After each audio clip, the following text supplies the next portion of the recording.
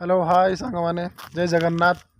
मु पुणी आज आसी सारी गंजाम पोतागढ़ जोटा कि बहुत पुरातन स्थान।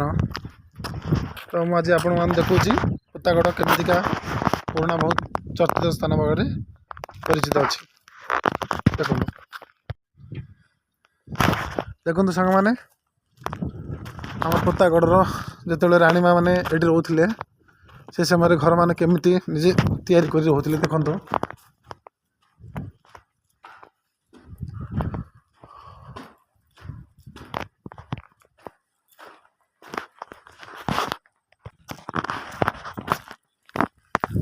देखो सांग मैंने ये राजा सैन्य मान रोते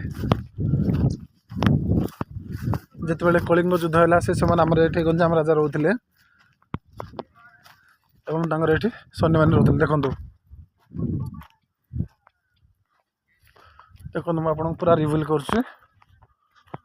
गंजाम पोतागढ़ केमी भल भाव में से बहुत प्रतिष्ठित था। बर्तमान भी सब भांगी रुजी गला।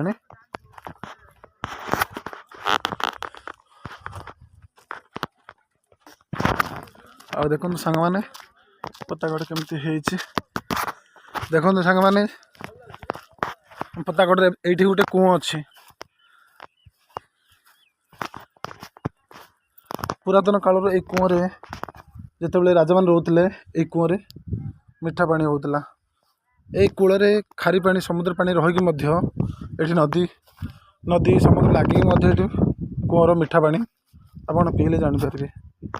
देखो आपण मैंने कूह देखिले देखो चलतु देखा जो आम पुरातन समय राजा मान रोते आमर ये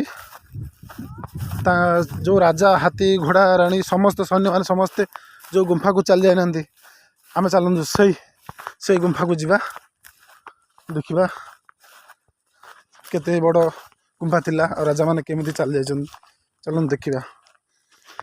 ये रहा समुद्र कूलर हुड़ा बा रास्ता ता तले गोटे छोट गुंफा चलतु ये गुंफा को जीवा।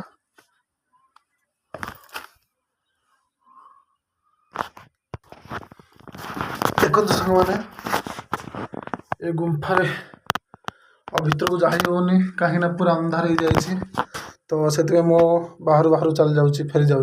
तो सांग मैंने देखिए ये आमर नदी लगे रसुकिल्ला नदी कूल ये गुंफाटा ये गुंफा भीतर को से समय राजा मैंने केमी जाते तो सेटा आम भी जानिनु बास आमर पूर्व पूर्व लोक मैंने जहाँ कहते तो चलते आम रसुकिल्ला नदी कूल को जीवा।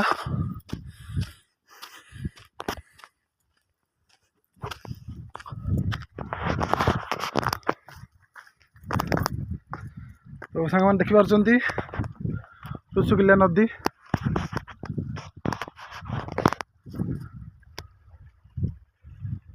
रसुकिल्ला नदी कूल बहुत सारा पक्षी पक्षी मैंने पूरा एकाठी होती।